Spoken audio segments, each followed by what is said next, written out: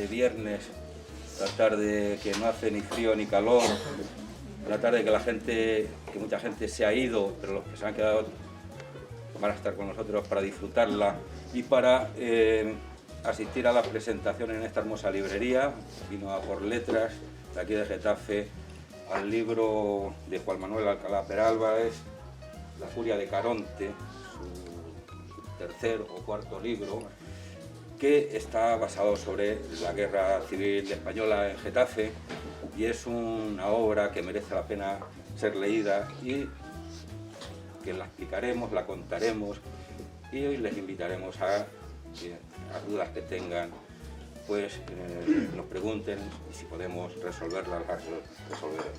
Antes de empezar, queremos hacerlo de una forma un poco más original que en otras presentaciones, y para entrar en materia vamos a comenzar con una canción que la habrán oído ustedes. Es una canción de Chicho Sánchez Ferlosio que se llamaba Gallo Negro, Gallo Rojo, y la cantará Idania Rodríguez. Una vez que ella acabe, las actrices Rosa Vázquez y Val Semure harán una dramatización de uno de los capítulos del libro basado en una noche, en el sueño de una noche de verano. Canta el gallo negro, es que ya se acaba el día. Cuando canta el gallo negro, es que ya se acaba el día. Si cantara el gallo rojo, otro gallo cantaría. Si cantara el gallo rojo, otro gallo cantaría. Ay, si es que yo miento, que el cantar que yo canto lo borra el viento. Ay, qué desencanto, si el cantar que yo canto lo borra el viento. Se enfrentaron en la arena los dos gallos frente a frente. Se encontraron en la arena los dos gallos frente a frente. El gallo negro era grande, pero el rojo era valiente. El gallo rojo era negro, pero el rojo era valiente. Ay, si es que yo miento, que el cantar que yo canto lo borra el viento. Ay, qué desencanto, si me borrara el viento lo que yo canto. Se miraron cara a cara y el negro atacó primero. Se miraron cara a cara y el negro atacó primero.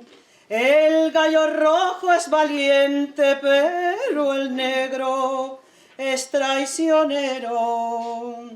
El gallo rojo es valiente, pero el negro es traicionero.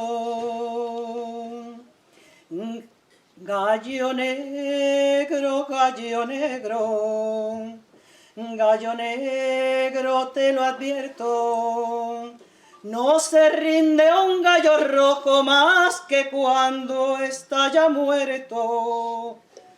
No se rinde a un gallo rojo más que cuando está ya muerto.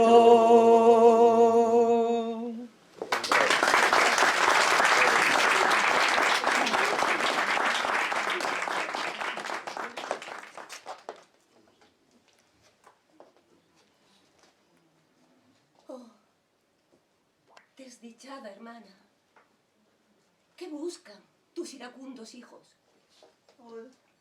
Oh, desventurada hija de España, ¿y los tuyos? España ya no es nuestra madre, es el sepulcro de sus nietos, que son tus hijos y los míos, que siendo primos hermanos son más bien enemigos ciegos de un odio secular. Ay, infortunio, ¿quién eres? ¿Quién podrá ver este oscuro futuro? ¿Todos con la camisa negra? No vendas humo. Yo no las quiero rojas. Solo quien está ciego puede sonreír. Tendremos que decirnos adiós. ¿Dónde nos encontraremos?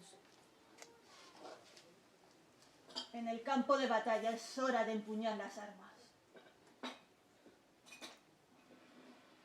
No podremos convivir.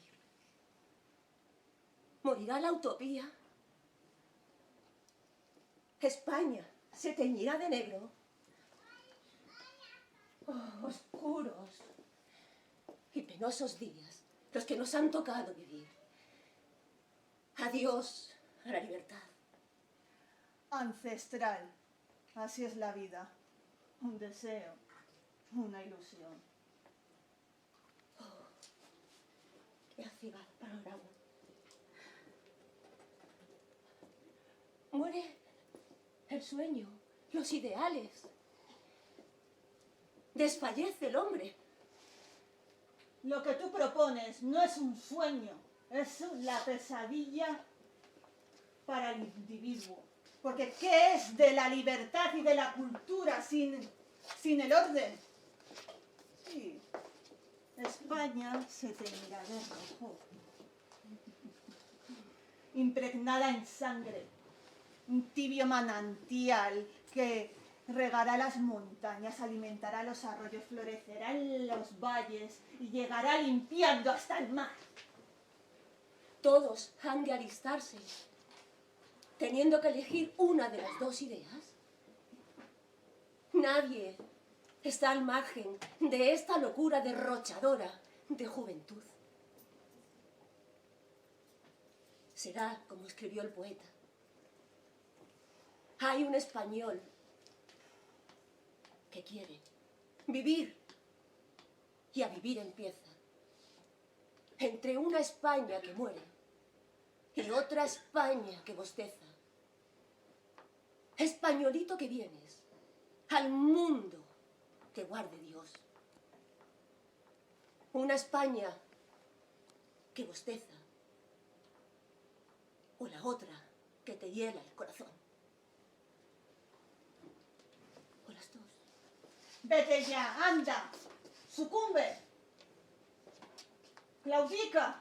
¡Nunca! España es un erial de iracundos y sectarios. Se ha convertido, sin que tú te percatases, en un campo de batalla entre dos ideas, entre una que mata y otra que muere, indistintamente del color de la bandera que ondee. Transige, jamás. Jamás pasaréis. Jamás pasaréis sin el criminal arancel de muerte y desolación. Y aunque venzáis, el cancerbero de la laguna, de Estigia, marroquí, atraviese el estrecho y camine triunfal por las aguas cenagosas de la insurrección justificada. ¡No convenceréis! Así es como hablan los perdedores. Lo importante es vencer. Luego ya convenceremos. Hasta la victoria. Y aunque pinten las fachadas y tapen los muros con la cal que resulta de moler los huesos de los caídos, ¡no convenceréis!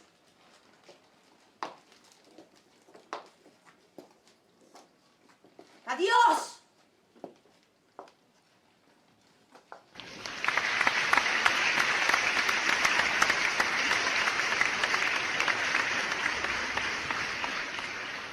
Ha visto la luz esta publicación, el libro de Juan Manuel Alcalá Álvarez, que bajo el título La furia de Caronte es un ensayo de carácter histórico que alberga en una labor de investigación ingente los acontecimientos que se desarrollaron en las ciudades de Getafe antes, durante y después de la guerra.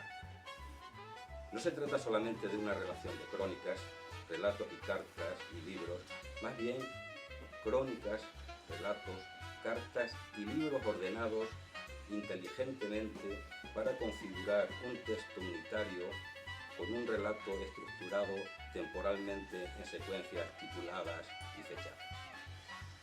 La Furia de Caronte tiene como eje vertebrador al ciudadano y editor Juan Bautista Bergoa Olavarrieta, desde sus inicios como empresario, junto a su hermano José, pasando por todos los avatares que acontecieron durante los años de la contienda hasta el momento en que pudo pasar a Francia, después de haber sufrido prisión en varios centros carcelarios.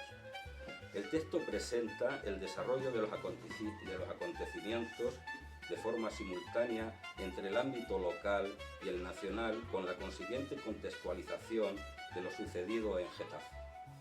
Más que una obra de corte local, se trata de una obra proyectada por su autor desde esta dimensión hacia una más amplia.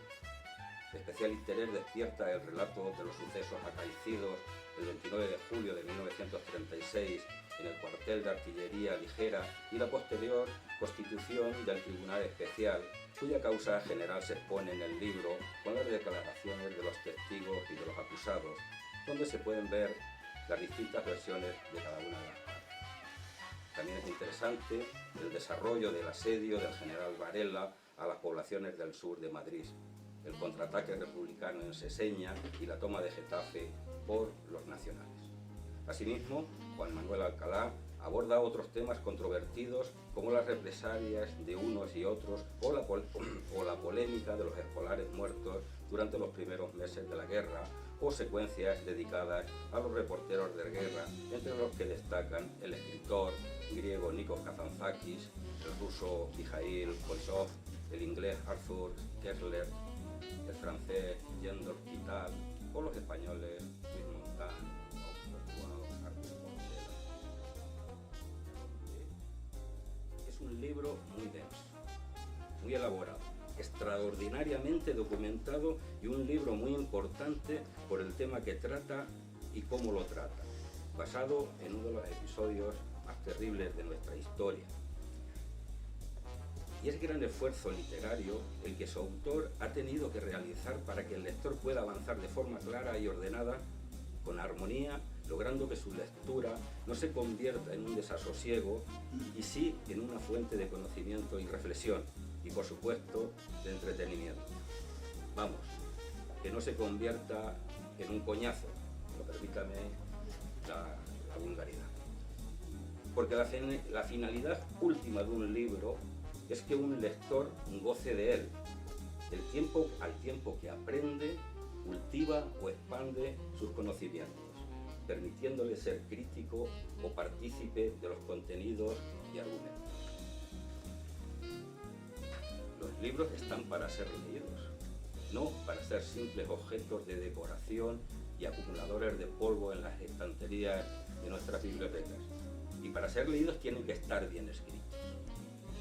Y allí está el talento de los autores, talento que se tiene o no se tiene.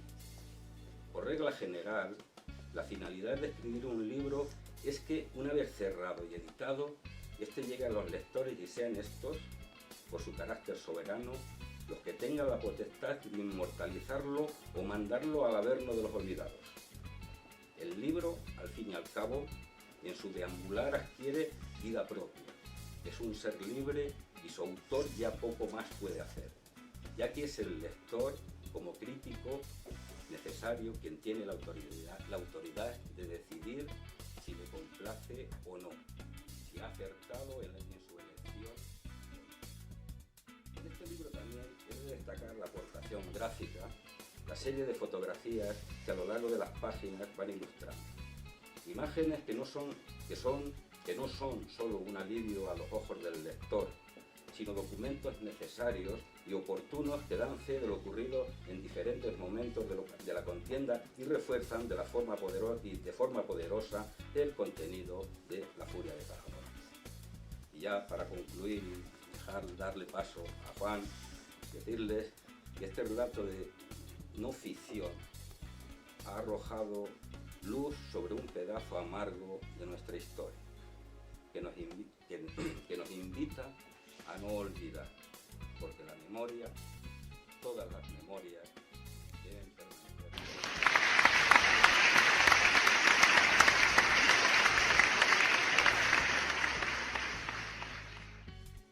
Además de Bergua, hubo otros relatos que me llamaron la atención para intentar aglutinar en un libro esas experiencias que eran sobre todo Nikos Kazantzakis, el famoso autor griego, de Zorba el Griego, por ejemplo. Está Geoffrey Cox, que es un neozelandés que se traslada a Inglaterra y que por un avatar de la guerra pues tiene que acudir a finales de... ya en el otoño, tiene que acudir a cubrir la contienda para el periódico inglés Chronicle, News Chronicle. Esos son los personajes que me hicieron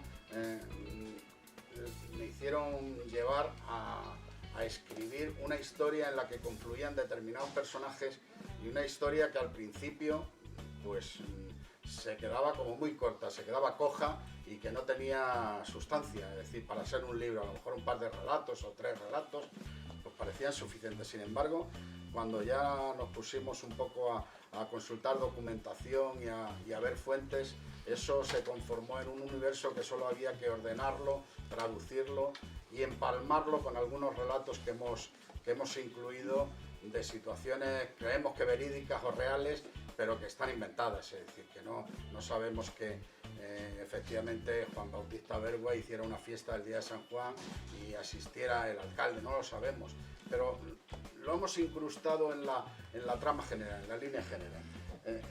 El libro empieza con la publicación por parte de la editorial Bergua de La República de Platón. Estamos el día, es 8 de abril de 1936 y el Estado y los ciudadanos se preparan para conmemorar el 5º aniversario de la proclamación de la Segunda República.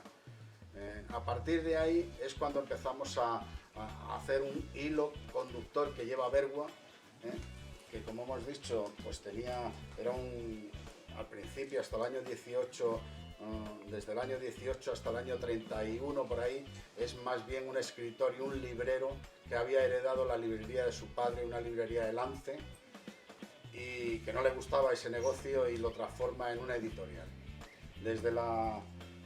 Es un personaje absolutamente prolífico. Hay que remitirse al catálogo de la Biblioteca Nacional de España para consultar qué hizo. Y ahí nos da el dato frío de 76 obras propias y 87 ediciones, la mayoría ejerce de traductor. Entre las traducciones pues cabe citar sobre todo la Ilíada, a Kant, a Nietzsche, el Corán, Voltaire. Es decir, es una máquina de cumplir con el lema de la editorial que era cada mes. Voy a acabar con la trayectoria de Bergua porque creo que es un tema interesante que resume un poco los sufrimientos si no de los ciudadanos, por lo menos de los intelectuales no implicados, no afiliados.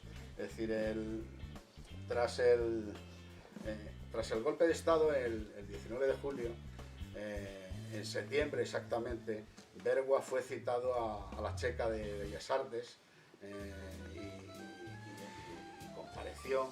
Entonces le acusaron fundamentalmente de publicar precisamente el catecismo comunista tan heterodoxo, en el que reconocía determinadas cosas como el derecho a la propiedad privada. Es decir, era un catecismo comunista muy heterodoxo, y también la amistad que mantenía con Mola.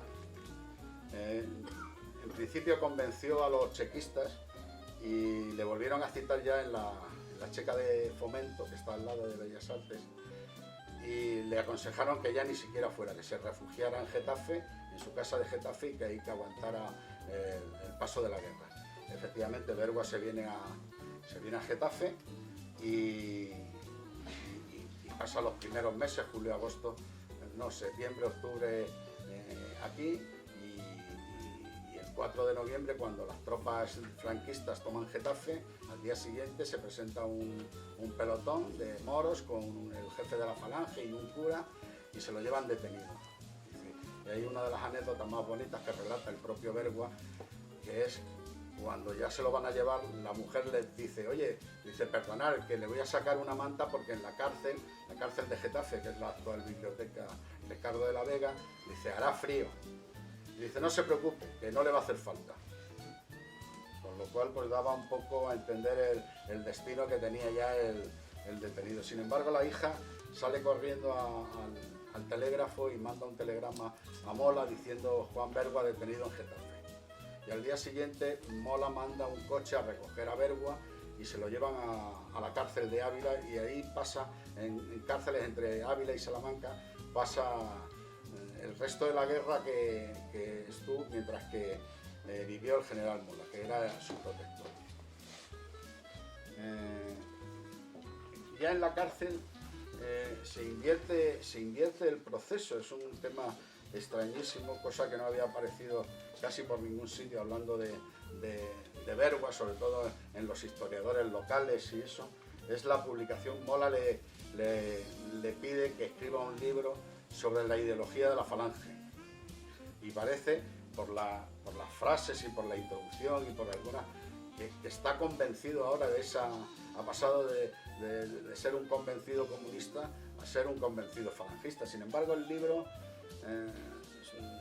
tiene inconvenientes para muchas partes dentro del libro. Surge a partir de la necesidad de Mola de discutirle el poder a Franco.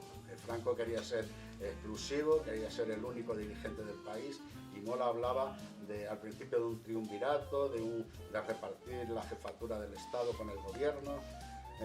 Esa pelea entre Mola y Franco lleva a escribir este libro en el que declara a la falange republicana, equidistante del fascismo y del marxismo. Bueno, el libro, una vez que muere Mola, es censurado, y el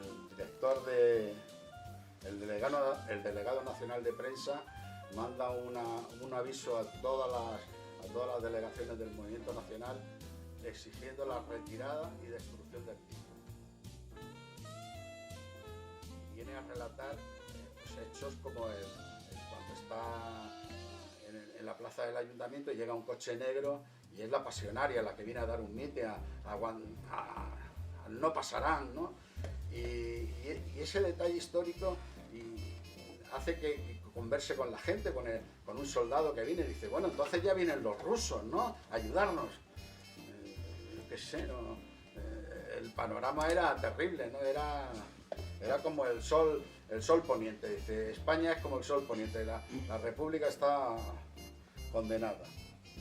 Y para acabar, yo creo que hay dos libros también que con menor influencia en el libro, que es el Diario de la Guerra en España del ruso Mikhail Koltsov, que es un enviado, estaba calificado como un enviado de Stalin, y él narra un poco todos sus movimientos, son todos facilidades. Cuando llega a Cataluña le ponen un coche, le dan facilidades para entrevistar al presidente de la Generalitat, a quien quiera, y cuando viene a Madrid pues le pasa lo mismo, es decir, entrevista a Largo Caballero 2 veces, cosa improbable en aquella época, ya 2 veces seguidas en 15 días.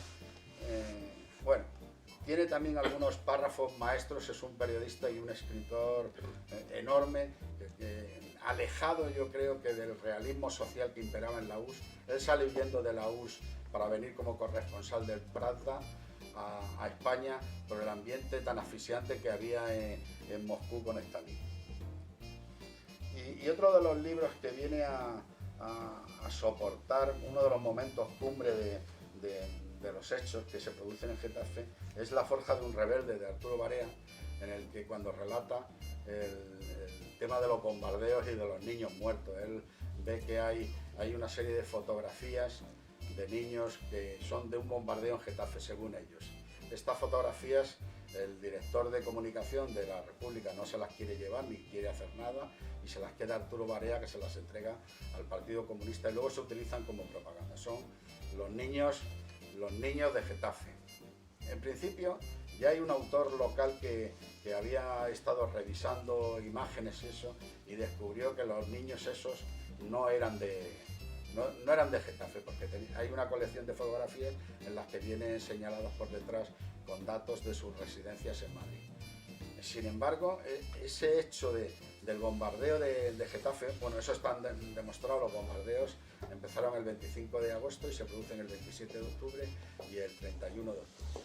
Esos bombardeos producen muchísimas muertes. De hecho, hay constancias en diversas crónicas en las que se habla incluso de la intervención de las ambulancias escocesas llevándose muertos y heridos a Madrid. Uno de los hechos quizá más controvertidos de lo que es el proceso de la guerra civil en Getafe, junto con la toma de Getafe, la misma toma de Getafe, y el tema de la sublevación de artillería. Esos son un poco los momentos más imponentes de esta historia, ¿no?